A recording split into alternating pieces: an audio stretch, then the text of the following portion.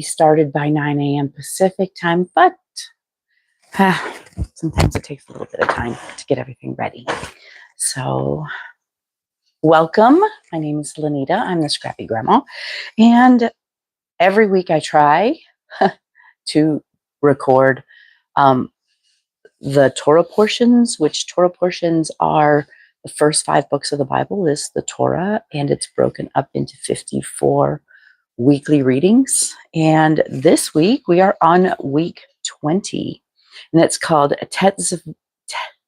Tetzaveh, and it means you shall command. The Torah reading is Exodus 27:20 through 30:10. In the prophets, it is, let's see which one comes first. These ones got all goofy. I think it's, 1 Samuel 15:2 through 34. And then Ezekiel 43:10 through 27. Those might be out of order. And then in the Gospels, it's Mark 4:35 through 5:34. Philippians 4:10 through 20, and Hebrews 13:10 through 17. I'll try to read as much as I can, and I like to cut it off at about an hour. So, and let's start in prayer. Father, thank you for life getting a little more on track. Thank you for technology working today, and thank you for just the opportunity to read your word and share the love of your word with others. Your word is living water, and we need it to survive in life. So thank you for providing it. Thank you for providing your son, Yeshua, as a sacrifice to us, to make a way, to be our door, to come in, to be in covenant with you. Help us to put everything aside and to be able to focus and to be able to just share your goodness and your word and what it's like to walk in covenant with you. Let these readings be edifying and fruitful. Thank you so much. In your son Yeshua's mighty name. Amen. Okay, so I start with a little bit it kind of sets the stage. It's a commentary or guidebook. It's a year through Torah, a week by week journey for Christians. So it helps to kind of take us from that Christian, mindset, modern Christian mindset, and help us to understand the ancient Hebrew mindset, whereas that's where the Bible was written. And that was the audience. And so we need to put our minds put in that frame of mind to better understand what it's all about. So Tetzaveh is the second person Tetzaveh is the second person imperfect of the root, meaning to command. Okay. And this reading begins with God telling Moses to command the children of Israel to provide pure beaten olive oil to feed the everlasting flame of the menorah. The priestly garments worn by the priests while serving in the holy place are also described in this Torah portion. Ooh, I love this portion. I love breaking down the priestly garments. Parsha Tetzaveh opens with the Lord saying to Moses, "You shall command the people of Israel that they bring to you pure beaten olive oil for the light, that a lamp may regularly be set up to burn." Exodus 27:20. Now, a question popped into my head. Okay, they're out in the wilderness. They're living in tents in the wilderness. There've got to be, I guess, olive groves, I would think they'd be called, olive groves somewhere where they'd be able to go and harvest these olives and then beat them into olive oil. It's not something that they could have carried with them they're going to have some, but not, so they have to have a replenishing supply. So let's see what this has to say. According to Jewish tradition, now when I hear that or read that according to Jewish tradition, I take it with a grain of salt, because we don't follow the traditions of men. We follow the word of Yahuwah. Okay, according to Jewish tradition, only the first few drops of oil pressed from an olive were to be used for the menorah, since these were considered the first fruits of the olives and also the brightest of oils. Interesting. The menorah was lit every afternoon and would burn throughout the night. Every morning, the priest would enter the holy place of the Mishkan, the tabernacle, to empty the ashes from the lamps and insert new wicks. However, a midrash is where people get together and discuss the portion and break it down and get super into detail. And so a midrash says that the westernmost light would remain burning. And so they get this from like the handed down through the scribes and everything. But this is not, or maybe some of the extra biblical books, but this is not, not in the Bible. But so also take it with a grain of salt. Would remain, so the westernmost light would remain burning, which was then used to light the other 6 lamps, similar to the way the shamash, the servant candle in the middle, is used to light the other candles at Hanukkah. Now, in this, it's a 7-branched lampstand menorah.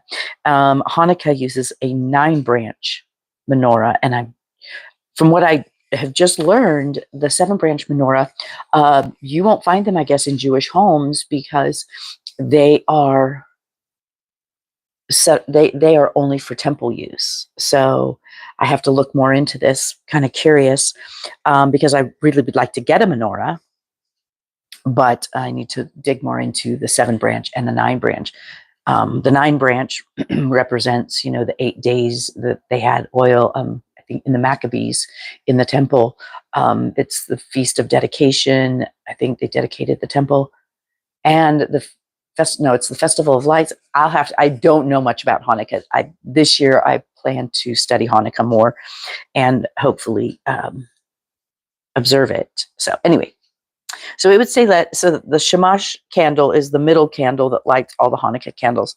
Only after the other lamps were lit would he blow out the easternmost, or it's called the Ner Ma'ravi. That's the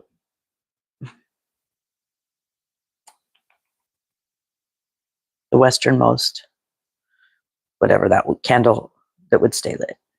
I can't find it right now and don't want to take the time. So only after the other lamps were lit would he blow it out and clear its ashes and rekindle it. The priestly garments. I think I'm so curious and enjoy this, because we're to be a kingdom of priests, and there's so much meaning. I mean, the Father doesn't do anything by random or happenstance. He has specific purposes for all of this. So only the descendants of Aaron are allowed to wear the priestly garments. A Levite or a regular Israelite could not do so. So, the Levites, they're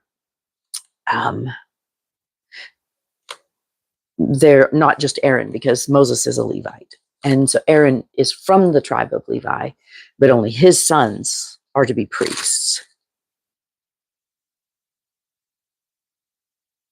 And only while performing service in the Mishkan, the temple. A regular priest had 4 required garments. Interesting. Whereas the high priest had 8. Wow. Different garments for different use. All regular priests wore the kutonet, a full-length tunic or long shirt.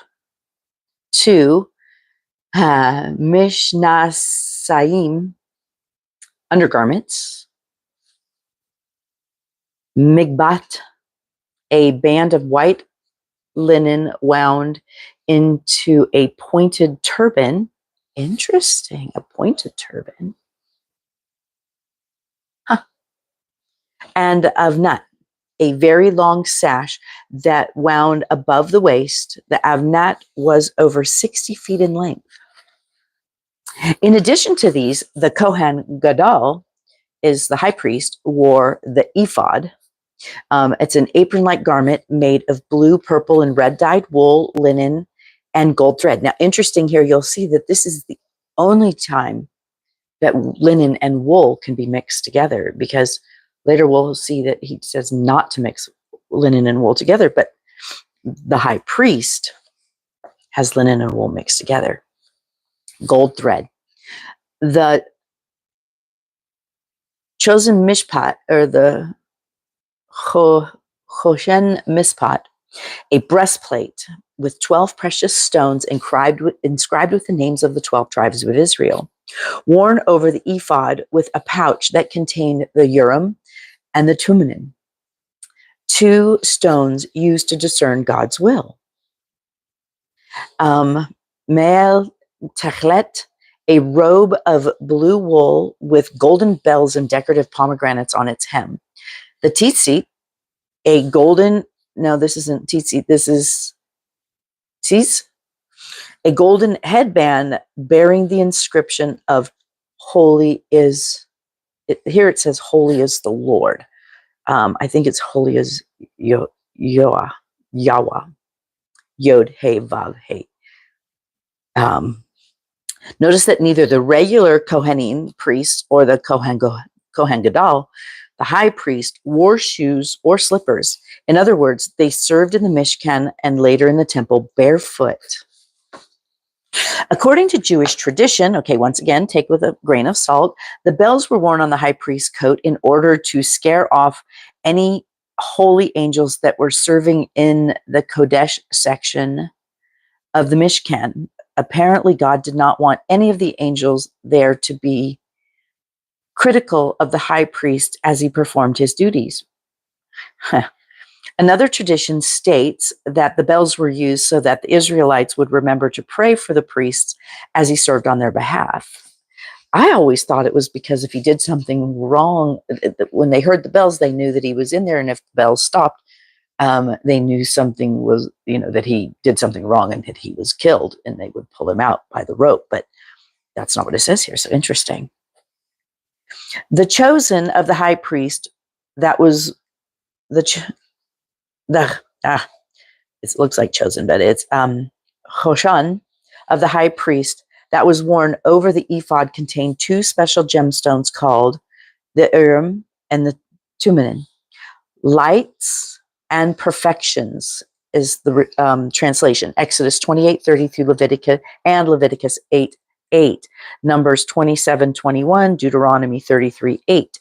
These stones were used to discern the will of God in some cases. 1 Samuel 14:41 and 28:6, and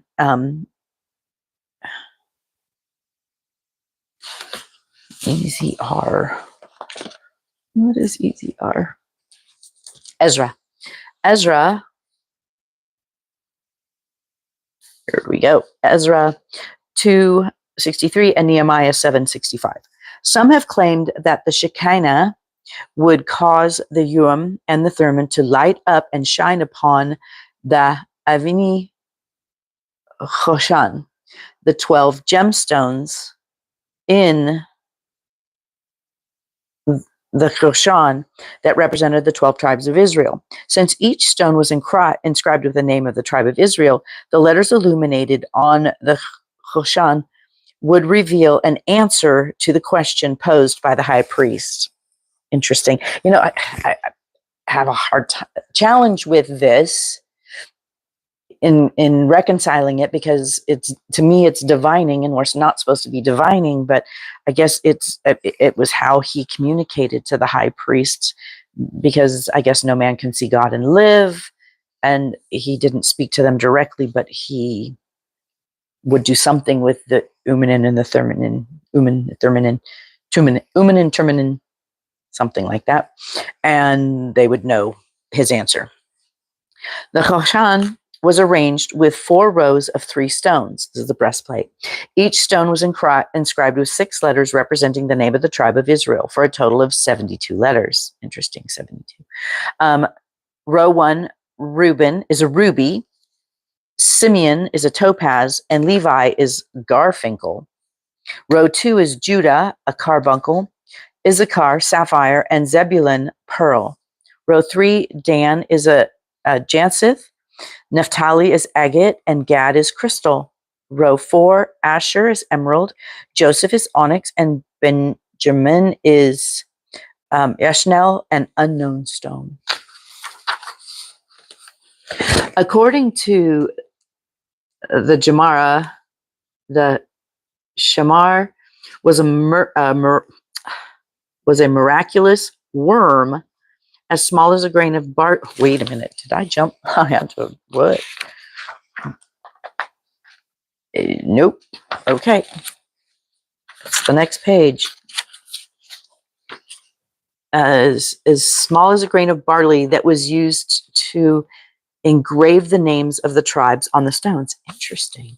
Believers in the Mashiach Yeshua are likewise appointed to be a kingdom of priests. 1 Peter 2:9, and have direct access to the Ruach HaKodesh, the Holy Spirit, to discern the will of God. We do this through faith, asking the Lord for wisdom and trusting in his light and perfection, the Urim and the Thummim, to guide us into all truth. John 16:3. Very cool. Okay, we need to wrap this up here. The altar of incense was the second altar of the Mishkan. The first was the large altar for animal sacrifices in the outer court. It was constructed of wood, overlaid with pure beaten gold, and placed in the Kodesh section of the structure, next to the menorah, the table of showbed, perhaps right next to the curtain that separated the holy place from the Holy of Holies. Twice a day in the morning and again in the afternoon, a priest would burn incense on the altar as an intercessory reminder to the Lord on behalf of Israel. A midrash, once again, this is just men discussing it, states that even though there were only a thin layer of gold covering the altar of incense, the wood was never scorched by the fire. Why Aaron's descendants and not Moses's? In connection with the service at the Mishkan, the Tabernacle, the question may arise as to why Aaron's descendants were chosen to serve and not Moses. In other words, why wasn't Moses chosen to be the Kohen Gadol, the high priest for Israel? The great Jewish sage Rashi, take with a grain of salt, says that the Lord at first wanted Moses to be the Kohen Gadol, but because he refused to lead Israel in the incident of the burning bush, God chose his brother and his descendants to be the Kohanim, the priests, whereas Moses and his descendants would be Levites, assistants instead. See Parsha Shemot. So when we read Shemot, okay. Prophetically, even though Moses himself was a type or picture of the Messiah Yeshua, he was unable to enter into the land of ultimate promise, and the entire priesthood system based on the Mishkan, the temple, was designed, or the tabernacle temple, to be superseded by the greater priesthood after the order of Melchizedek. Tetzaveh and Purim, Tetzaveh and Purim. On the Sabbath before Purim, the weekly Parsha is supplemented with the Zachor, remember reading, Deuteronomy 25:17-19, in which we are commanded to remember the evil of Amalek and to eradicate it from the face of the earth. This is done because some of the Jewish sages teach that Haman was a descendant of Amalek. And see, that's in Esther, so that's this is all tied together with this month and Purim and the reading of Esther. So, and it says here, remember that what Amalek did to you on the way as you came out of Egypt. How Amalek and his armies came and they picked off the Israelites, the Hebrews that were at the back, that were maybe tired, losing faith, grumbling, not, their faith had waned and they weren't proceeding along like the others that were full of, intention of going. They were getting tired, and Amalek came along the back and he picked off the weak and the tired and the ones who lacked faith. So it says, remember what Amalek did to you as you came out of Egypt. He attacked you on the way when you were faint and weary and cut off your tail. He came out. Those who were lagging behind you. And he did not fear God. Therefore, when the Lord your God has given you rest from all of your enemies around you, so once they've gotten into the promised land, in Israel, that the Lord your God is giving you for an inheritance to possess, you shall blot out the memory of Amalek from under heaven, and you shall not forget.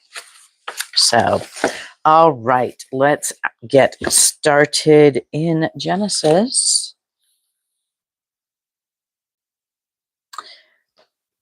I'm sorry, Exodus 27:20.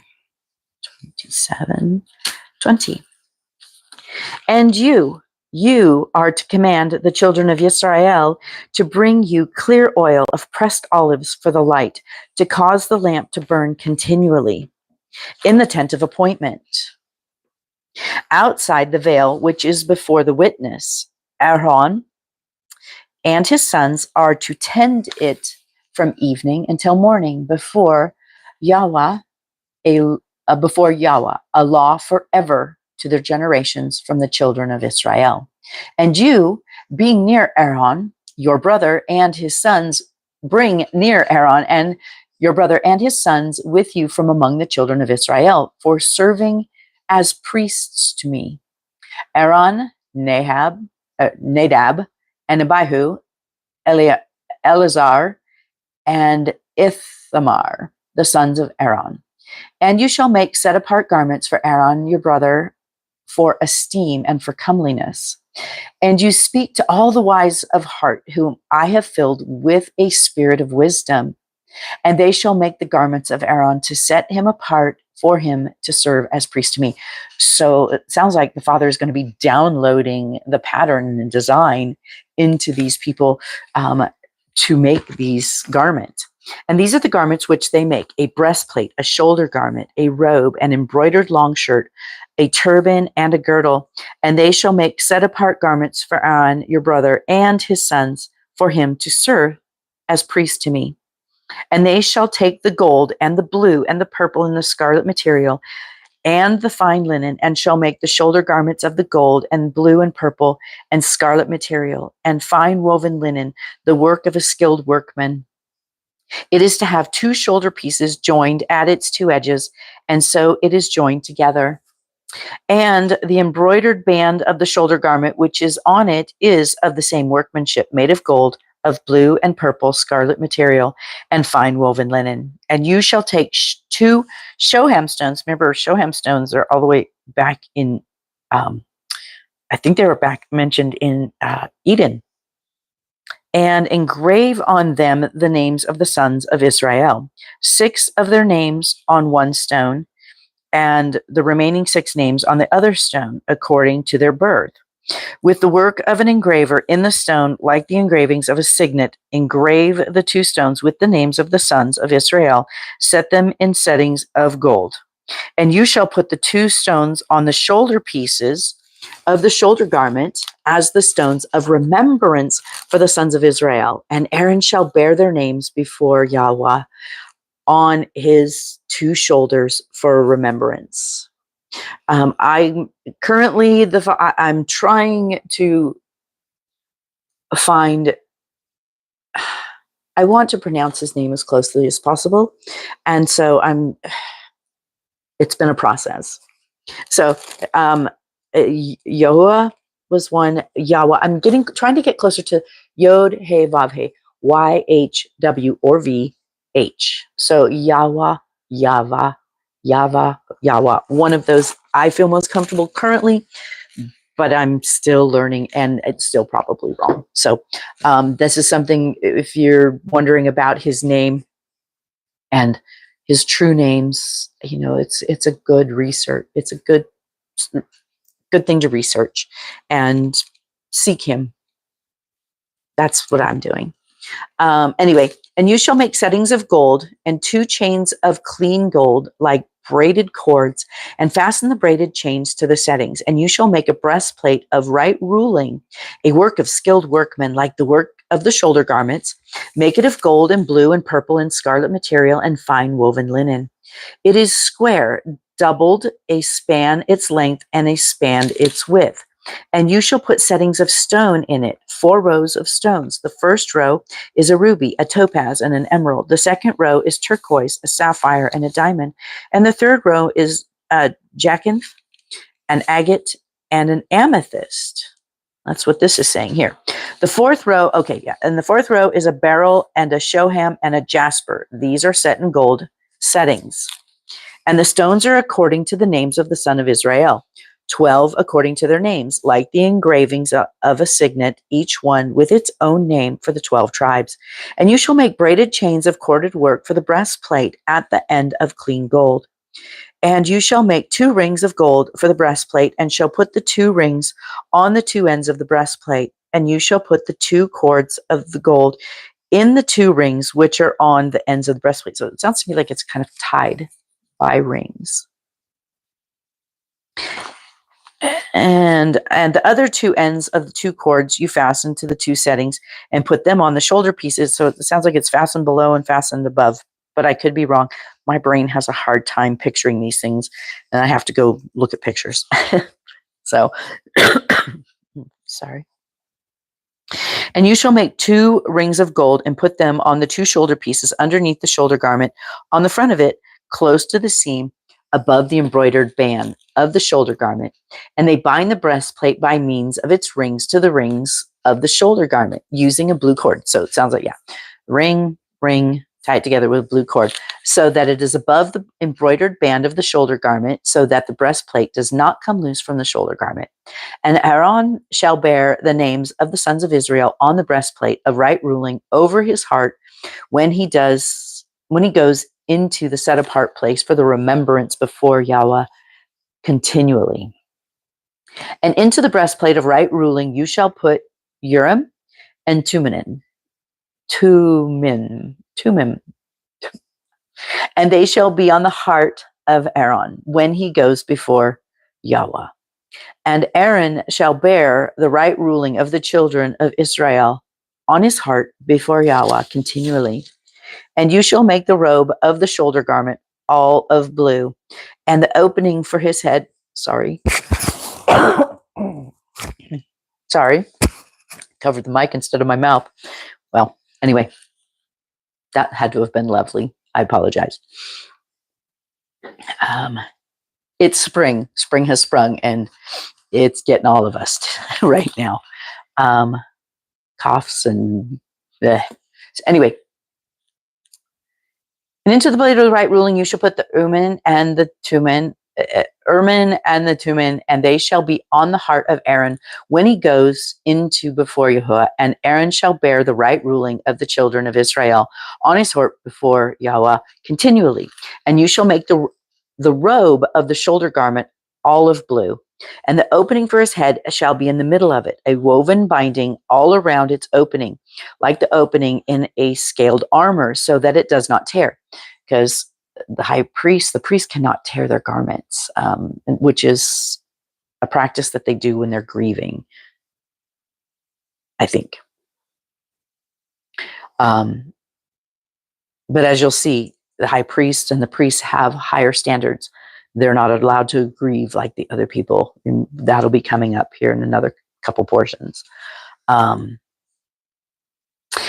on its hem, you shall make pomegranates of blue and purple and scarlet material all around its hem, and bells of gold between them all around. A gold bell and a pomegranate, a golden bell and a pomegranate on the hem of the robe all around.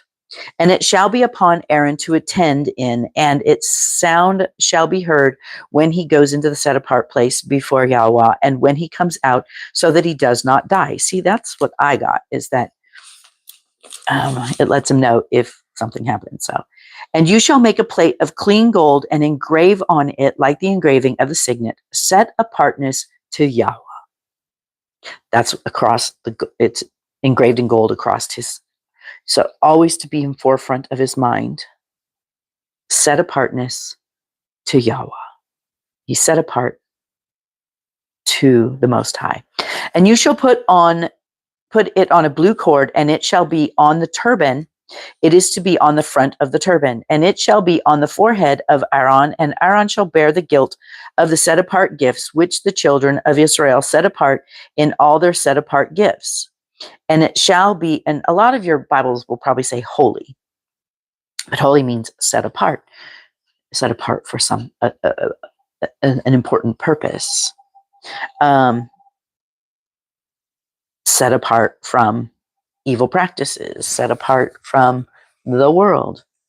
So, and it shall be on the forehead of Aaron, and Aaron shall bear the guilt of the set apart gifts which the children of Israel set apart in all their set apart gifts, and it shall always be on the forehead for acceptance for them before Yahweh. And you shall weave a long skirt of fine linen, and shall make the turban of fine linen, and you shall make the girdle of woven work. And make long skirts for Aaron's sons, and you shall make girdles for them, and you shall make turbans for them for esteem and comeliness.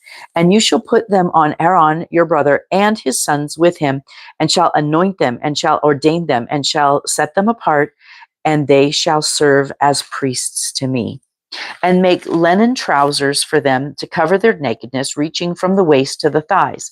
And it shall be on Aaron and on his sons when they come into the tent of appointment, or when they come near the slaughter place, to attend in the set apart place, so that they do not bear crookedness and die, a law forever to him and to his seed after him. 29. And this is the task you shall do to them, and set them apart to serve me as priests. Take one young bull and 2 rams, perfect ones, and unleavened bread and unleavened cakes mixed with oil, and unleavened wafers anointed with oil, and make these of wheat flour. And you shall put them in one basket, and bring them in the basket along with the bull and the 2 rams. And then you shall bring Aaron and his sons to the door of the tent of appointment, and wash them with water. And then you shall take the garments, and shall put on Aaron the long shirt, the robe, the shoulder garment, and the shoulder garment, and the shoulder garment, and the breastplate, and shall gird him with the embroidered band of the shoulder garment, and shall put the turban on his head, and shall put the set apart sign of dedication on the turban. And shall take the anointing oil and pour it on his head and anoint him. Then you shall bring his sons and put long shirts on them, and shall gird them with girdles, Aaron on his sons, and put turbans on them. And the priesthood shall be theirs for an everlasting law, so that you shall ordain Aaron and his sons. And you shall bring near the bull before the tent of appointment, and Aaron and his sons shall lay their hands on the head of the bull, and you shall slay the bull before Yahweh by the door of the tent of appointment, and take some of the blood of the bull and put it on the horns of the slaughter place with your fingers, and pour all the blood beside the base of the slaughter place. And you shall take all the fat that covers the entrails, and the appendage on the liver, and the 2 kidneys, and the fat that is on them, and burn them on the slaughter place. But the flesh of the bull and its skins and its dung you shall burn with fire outside the camp. It is a sin offering. And take 1 ram, and Aaron and his sons shall lay their heads on the head of the ram, and you shall slay the ram, and you shall take its blood and sprinkle it all around the slaughter place, and cut the ram in pieces, and wash its entrails and its legs, and place them upon the pieces on its head. Now, last week I had said, when they were making the brazen altar, that it had the grate so the blood could drain through. More so, they have a place where the blood drains, but then the grate they have the fire underneath. So then they arrange the pieces and then burn them up. And you shall burn the entire ram on the slaughter place. It is an ascending offering to Yahweh. And it is a sweet fragrance, an offering made by fire to Yahweh. And you shall take the second ram. Sorry, let me.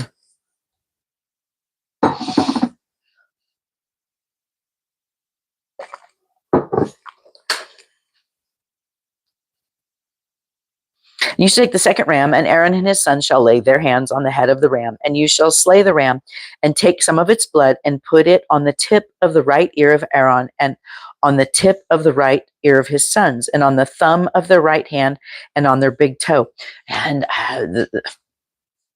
the meaning is, I forget what the ear, but but your right hand is doing, and your right toe is going. And so, and this is probably maybe thinking, I would think that would be the forehead, but maybe it's hearing, doing, going. We broke it down last year. Now I can't remember, but the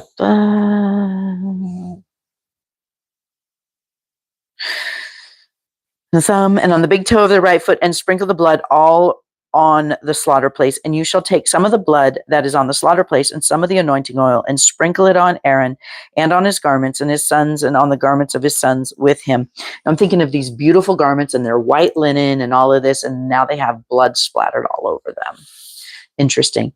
And I would imagine they probably had a hard time getting the blood stains out. So they probably, interesting. And the garments shall be set apart, and his sons and the garments of his sons with him. And you shall take the fat of the ram and the fat tail and the fat that covers the entrails and the appendage on the liver and the 2 kidneys and the fat on them and the right thigh. It is for a ram or ordination. And 1 loaf of bread and 1 cake made with oil and 1 thin cake from the basket of the unleavened bread that is before Yahweh. And you shall put all of these in the hands of Aaron and the hands of his sons, and you shall wave them a wave offering before Yahweh. Then you shall take them from their hands and burn them on the slaughter place as an ascending offering, as a sweet fragrance before Yahweh. It is an offering made by fire to Yahweh. And you shall take the breast of the ram of Aaron ordination and wave it, and a wave offering before Yahweh, and it shall be your portion. Now I'm really wishing that I had joined the sacrifice study. I'm going to have to go back and listen to all the calls, because in our Bible study group, one of the ladies is doing a study on the sacrifices, and I've been so busy I've not had an opportunity to actually attend it and do the study. But now we're getting into the sacrifices, and I really want to learn more about them. So I'll probably start listening to those, like while I'm working in the kitchen and stuff. And from the ram and ordination, you shall set apart the breast of a wave offering, which is waved, and the thigh of the contribution, which is raised, and that which is for Aaron, and that which is for his sons. And it shall be from the children of Israel, for Aaron and his sons, by a law forever, for its contribution. And it is a contribution from the children of Israel, from the slaughters of their peace offerings, their contribution to Yahweh. And the set apart garments of Aaron are for his sons after him, to be anointed in them and to be ordained in them. The priest from his sons in his place puts them on for 7 days when he enters the tent of appointment to attend in the set apart place. And take the ram of ordination and cook its flesh in the set apart place. And Aaron and his sons shall eat the flesh of the ram and the bread that is in the basket by the door of the tent of appointment. And they shall eat those offerings with which the atonement was made, to ordain them to set them apart. But let a stranger not eat them, because they are set apart. And if any of the flesh of the ordination offering or the bread be left over until the morning, then you shall burn it up. Whatever is left over, it is not eaten, because it is set apart. And so you shall do to Aaron and his sons according to all I have commanded you. 7 days you shall ordain them, and prepare a bull each day as a sin offering for atonement. And you shall cleanse the slaughter place when you make atonement for it, and you shall anoint it to set it apart. For 7 days you shall make atonement for the slaughter place and set it apart, and the slaughter place shall be most set apart. Whatever touches the slaughter place is to be set apart. And this is what you prepare on the slaughter place: 2 lambs, a year old, daily, continually. Prepare 1 lamb in the morning, and the other you prepare in the evening. So there's the morning sacrifice and the evening sacrifice. Prepare 1 lamb in the morning, and prepare the other lamb between evenings, and 1/10 of the ephah of flour mixed with 1/4 of a hin of pressed oil, and 1/4 of a hin of wine as a drink offering with 1 lamb. And prepare the other lamb between the evenings, and with it prepare the grain offering and the drink offering as in the morning for a sweet fragrance, an offering made by fire to Yahweh. Please forgive me. A continual ascending offering for your generations at the door of the tent of appointment before Yahweh, where I shall meet with you to speak with you. And there I shall meet with the children of Israel, and it shall be set apart by my esteem. And I shall set apart the tent of appointment and the slaughter place, and Aaron and his sons I set apart to serve as priests to me. And I shall dwell in the midst of the children of Israel, and shall be their Elohim.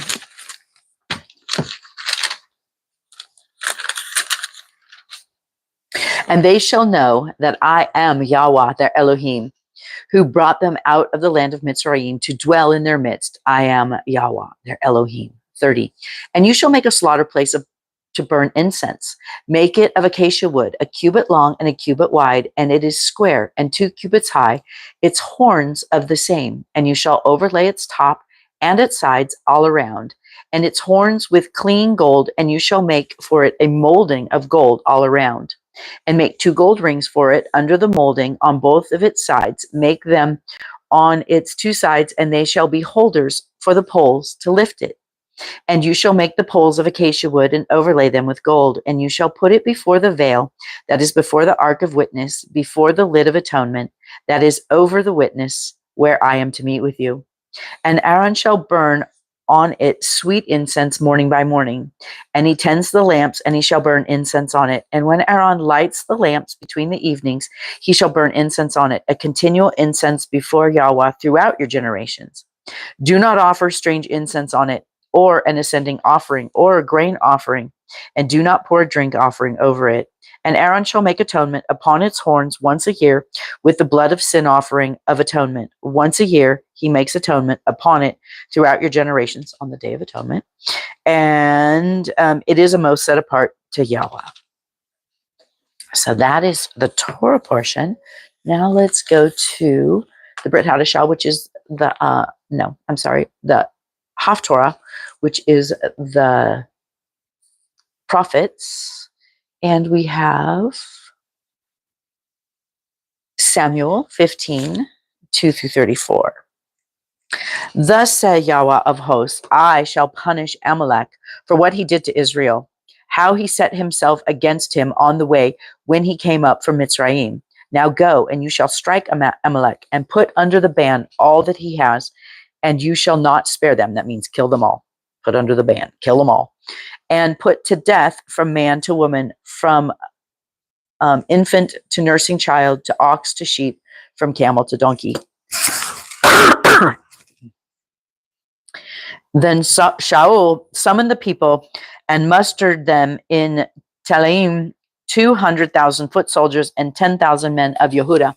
And Saul came to the city of Amalek and lay it in wait in the wadi. And Shaul said to the Canaanites, go, turn aside, come down from among the Amalekites, lest I destroy you with them. For you did show loving commitment to all the children of Israel when they came up out of Mitzrayim. So the Canaanites turned aside from the midst of the Amalekites. And Saul struck the Amalekites from Havilah all the way to Shur, which is before Mitzrayim. And he caught Agag, sovereign of the Amalekites, alive, and put under the ban all the people with the edge of the sword. But Shaul and the people spared Agag. And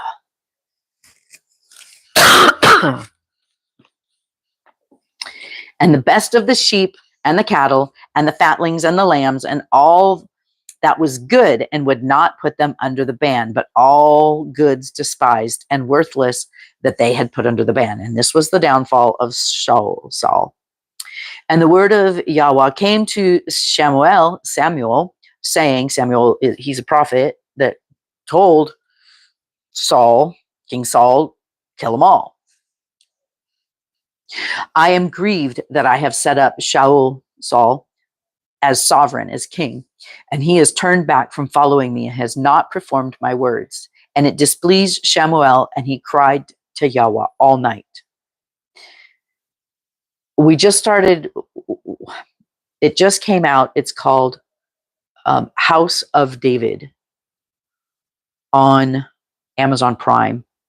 Amazing. And it really, I've watched the first 3 episodes and they are pretty accurate. I mean, there's some embellishment, of course, to make it more dramatic, but, or things maybe we did, but it was interesting how, it shows the grief that Samuel felt and how he cried all night for Saul. And Samuel rose early in the morning to meet Saul and was told to Samuel, saying, Saul went to Carmel, and see, he set up a monument for himself, and he turned and passed over and went down to Gilgal. And Samuel came to Shaul, and Shaul said to him, Blessed are you of Yahweh. I have performed the word of Yahweh. But Samuel said, What then is this bleating of sheep in my ears and the lowing of cattle which I hear? And Shaul said, They have brought them from Amalek, because the people spared the best of the sheep and cattle to slaughter to Yahweh, your Elohim. And notice Shaul didn't say our or my Elohim. He said yours. And the rest we have put under the ban. And Samuel said to Saul, Wait, and let me declare to you what Yahweh said to me last night. And he said to him, Speak. And Samuel said, Though you were little in your own eyes, were you not head of the tribes of Israel? And did not Yahweh anoint you sovereign over Israel? And Yahweh sent you on the way and said, Go, and you shall put under the ban the sinners of the Amalekites and fight against them until they are consumed. And why did you not obey the voice of Yahweh, but swooped down on the spoil and did evil in the eyes of Yahweh? And Shaul said to Samuel, I did obey the voice of Yahweh and went on the way on which Yahweh sent me and brought back Agag, sovereign of Amalek, and put Amalek under the ban. I can attest that as a Christian for 40 years, this is pretty much how I lived. I obeyed, but not completely. I wasn't completely, my heart was not completely surrendered and, surrendered to him. So I did like this. It's like, well, this is the Father's blessing to me, whatever. So it's not until you choose to surrender every day, live a repentant life, surrender every day, not that I do it great and 100%, but that is my goal. And that is what I work towards. You're like this, you're allowing, you do it half-hearted instead of wholehearted. That's what the Father's been showing me. Love him with all your heart, mind, body, soul, and strength. Do we really love him with all our heart, mind, body, soul, and strength? And that's my goal, is to love him, heart, money. And when things come up, that's where we have to make the tough choices and choose to do it his way, not our way. So, but the people took the spoil and the sheep and the cattle and the best of that which would have been put under the ban to slaughter to Yahweh, your Elohim, in Gilgal. This shows Saul's heart. Saul has no heart to follow Yahweh. None. When Samuel said, Does Yahweh delight in the ascending offerings and slaughterings, as in obeying the voice of Yahweh? It's better to obey than sacrifice. All he wants is obedience. Look, to obey is better than a slaughtering. To heed is better than the fat of rams. For rebellion is as the sin of divination, and stubbornness is as wickedness and idolatry. Because you have rejected the word of Yahweh, he also does reject you as sovereign. And Shaul said to Samuel, I have sinned, for I have transgressed the mouth of Yahweh and your words, because I feared the people and listened to their voice. How often we do that, make bad choices because we want to people please instead of please Yah. And now please pardon my sin and return with me and let me bow myself to Yahweh. But Samuel said to Saul, I do not return with you, for you have rejected the word of Yahweh, and Yahweh does reject you from being sovereign over Israel. And as Samuel turned around to go away, Saul took hold of the corner of his robe, and it tore. And Samuel said to him, Yahweh has torn the reign of Israel from you today and has given it to a neighbor of yours better than you. We all know that that's King David. Moreover, the eminence of Israel does not lie nor relent, for he is not a man that he should relent. Then he said, I have sinned, but esteem me now, please, before the elders of my people and before Israel, and return with me, and I shall bow myself before Yahweh your Elohim, your Elohim. I find it so fascinating.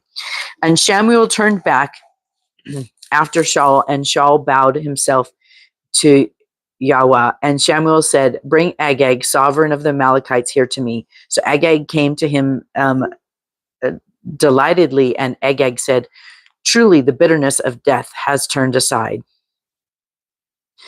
Well, that's where it's supposed to end, but... and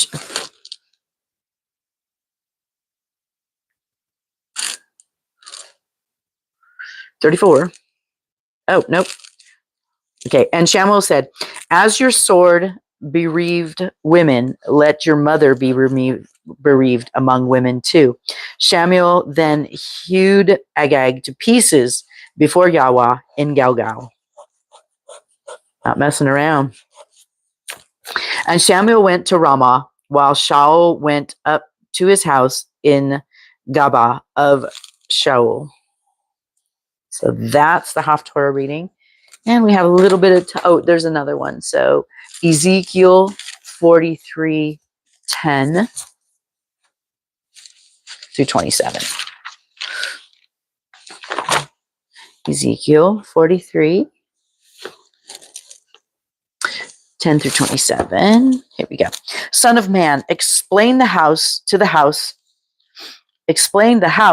of Israel, and when they are ashamed of their crookedness, they shall measure the measurements. And since they shall be ashamed of all that they did, make known to them the design of the house and its structure, and its exits and its entrances in its entire design, and all of its laws, and all of its forms, and all of its tarot, instruction. And write it down before their eyes, so that they observe its entire design and all its laws, and shall do them. This is the Torah of the house. Upon the mountain top, all the boundaries of it, all around, is most set apart. See, this is the Torah of the house, the instructions of the house. And these are the measurements of the slaughter place. So this is for the temple, rebuilding of the temple. And that cubit being 1 cubit and a hand's breadth, and the base 1 cubit high and 1 cubit wide, with a rim all around its edge and 1 span. And this is the upper part of the slaughter place. And from the base of the ground and to the lower ledge, 2 cubits, and the width of the ledge 1 cubit. And from the smaller ledge to the larger ledge, 4 cubits, and the width of the ledge 1 cubit. And the hearth is 4 cubits high, and 4 horns exceeding upward from the slaughter place hearth. And the slaughter place hearth is 12 cubits long and 12 wide, square at its 4 corners. And the ledge is 14 long and 14 wide on its 4 sides, with a rim of half a cubit around it, and its base 1 cubit all around. And its steps face east.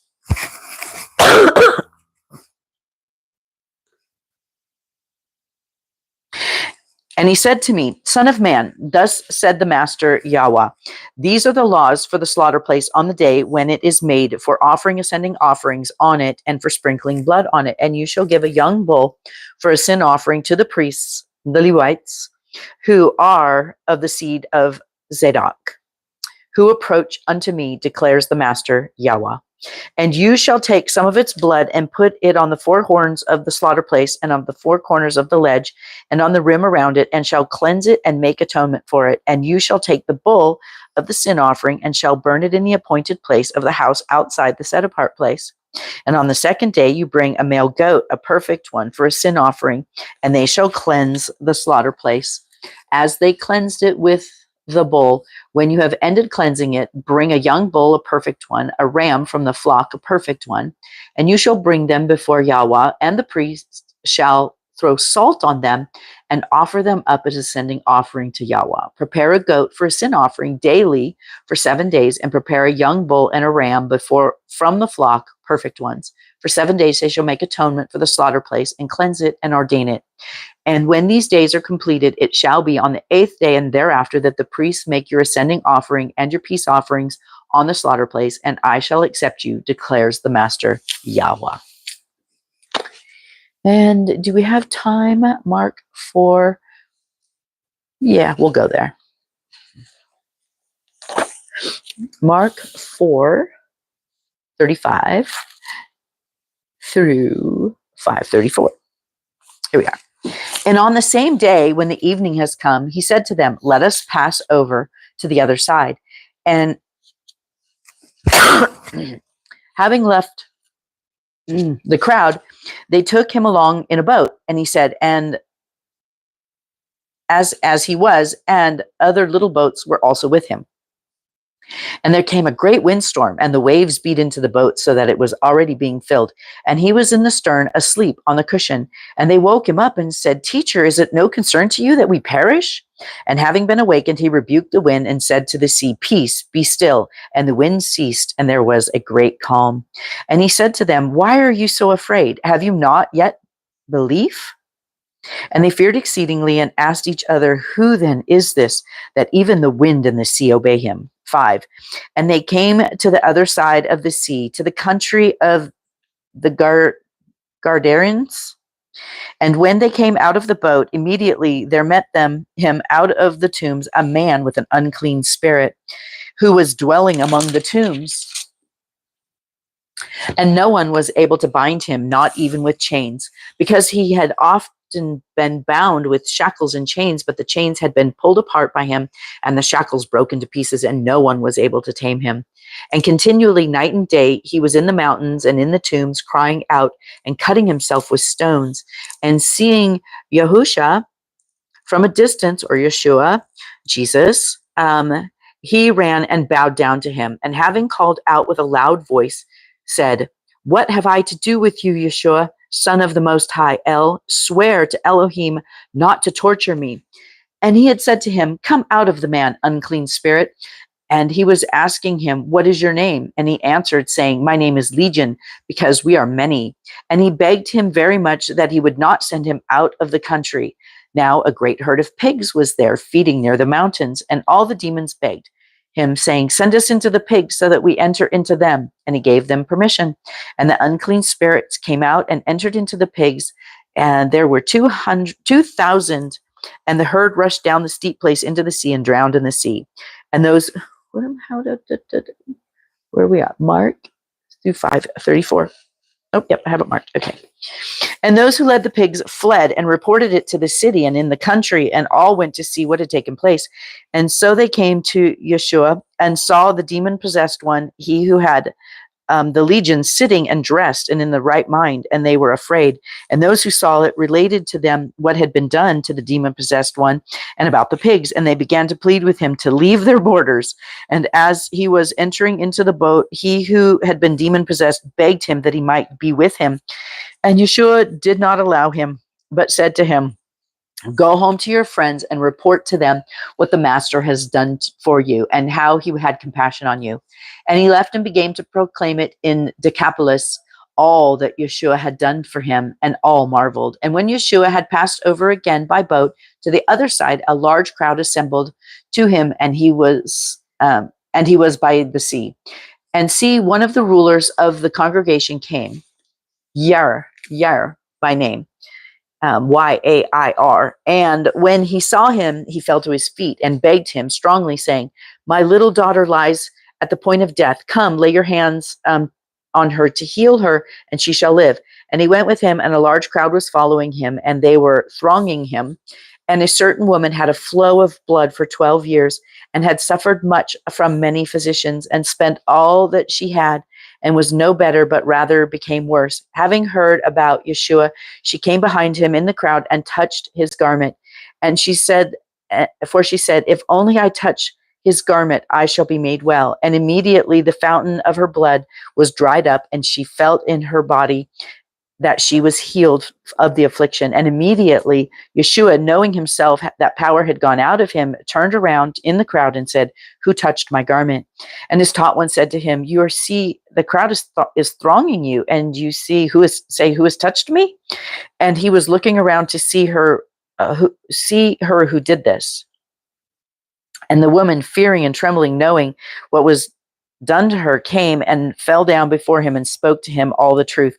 And he said to her, "Daughter, your belief has healed you. Go in peace and be relieved from your affliction."